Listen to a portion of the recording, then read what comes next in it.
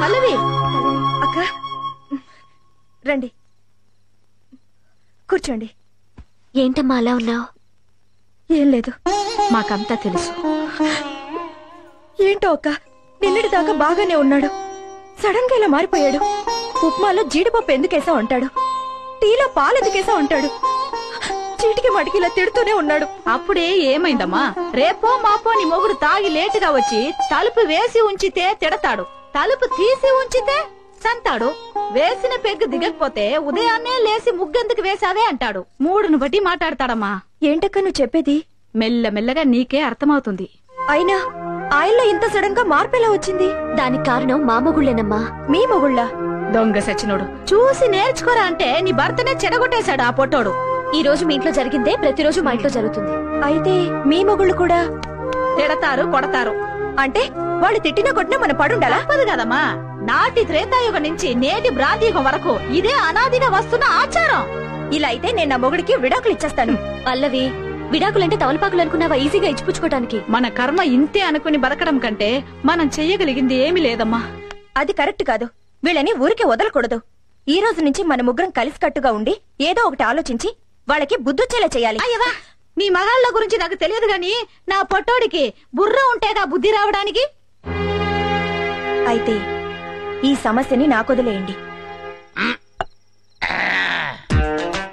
మూడో class join అయిన సందర్భంగా నేను పార్టీ ఇస్తున్నందుకు నాకు చాలా సంతోషంగా ఉంది. గుర్రు, మీరిద్దరూ ఇన్ని నగ్న సత్యాలు నాకు చెప్పబోయింటే నా జీవితం ఏమైపోయేది గురు? చెప్పటం కాదు బ్రదర్, అది విని నువ్వు ఖచ్చితంగా పాటిస్తున్నందుకు నాకు చాలా సంతోషంగా ఉంది. ఆశీస్సులు నీకు ఎప్పుడు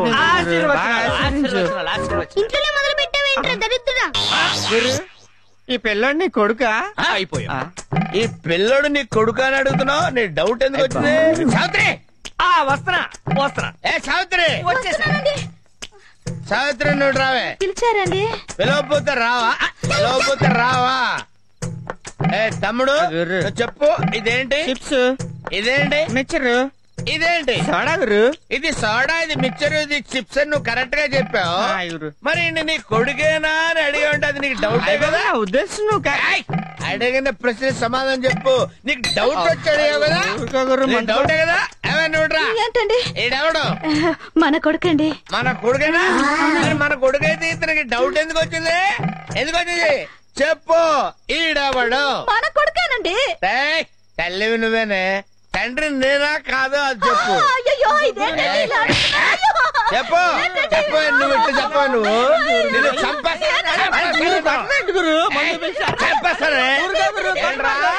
డౌట్ అడిగింది నువ్వే కదరా?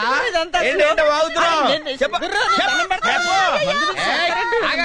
ఆగవే, ఎక్కడికి వెళ్తావు? ఎక్కడికి వెళ్తావే నువ్వు? ఏంటి మీరేంటి సినిమా చూస్తున్నారు ఇక్కడ? నువ్వేంట్రా వాగుతున్నావు? నువ్వేంట్రా వాగుతున్నావు? ఏంటి నిలబడి టీవీ సీరియల్ చూస్తున్నారా ఇక్కడ? ఎవడిళ్లలో 3 పిల్లలు కొట్టుకోరే? చంపేస్తాను, చంపేస్తాను. వెళ్ళిపోండి, వెళ్ళిపోండి.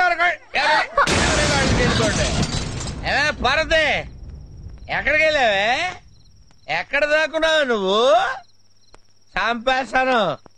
నా బిడ్డకి తండ్రిని నేనా కాదా? నా బిడ్డకి తండ్రి ఎవడు? ఏయ్ ఏంట్రా తలుపులేసుకున్నారు?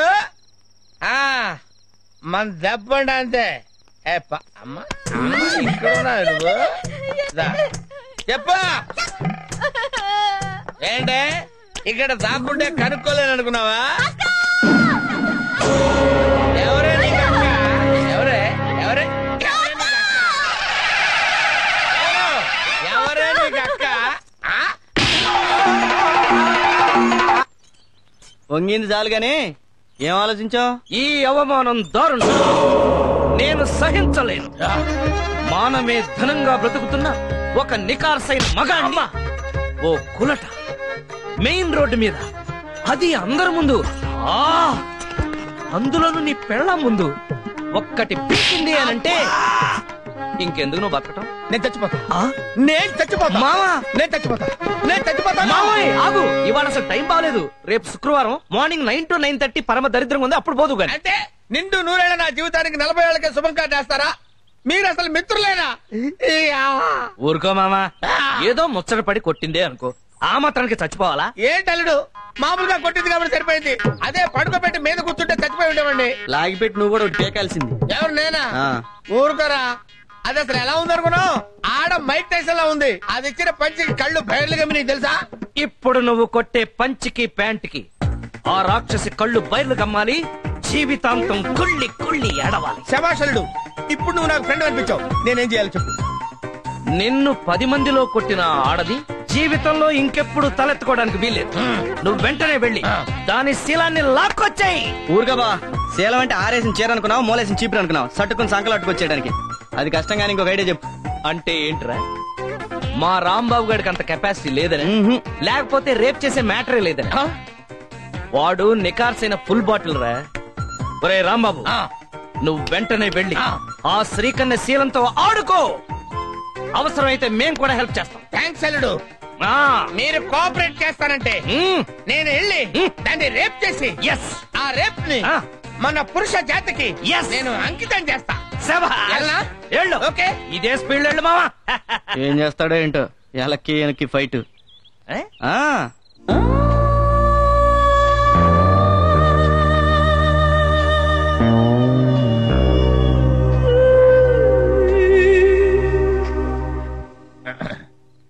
ఏంటి మావా పిచ్చి మొహం వేసి చూస్తావు? దూకు. ఇవాళ నీ బ్యాటింగ్ కి సచిన్ షాక్ అయిపోవాలి. మంచి నిద్రలో ఉంది, నిద్ర లేచేసరికల్లా రెచ్చిపో. ఏ కయ్యానికైనా బియ్యానికైనా సమబుజ్జి కావాలి. మ్యాచ్ అయిన తర్వాత ఒక సైడ్ కాదు, 2 సైడ్స్ ఉంటేనే రంజెక్కువ. వెళ్తా, దూకుతా. మీరు ఇక్కడే ఉండండి రా. లే లే లే లే లే లే శ్రీకన్యా, లేస్తావా లేపమంటావా? నువ్వు లేస్తావా నన్ను లేపమంటావా? చిన్నరుమై, ఏంటి టైంలో వచ్చావు? నిన్ను రేప్ చేయడానికి వచ్చాను. రేపా? ఎస్, వాళ్ళు వెళ్ళిపోయినా సరే నేను నిన్ను రేప్ చేసి తీరుతాను. రేపా? నన్నా? రా. ఆగరా. నేను ఆగను. మర్యాదగా అక్కడ ఆగరా. ఆగు. నేను ఆగను. నేను ఆగితే ఏమవుద్దో నాకు తెలుసండి. నేను ఆగను. నేను ఆగను. ఆగరా.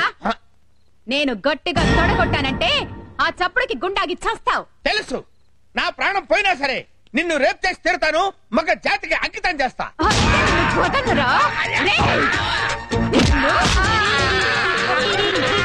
నన్ను రేప్ చేస్తావా?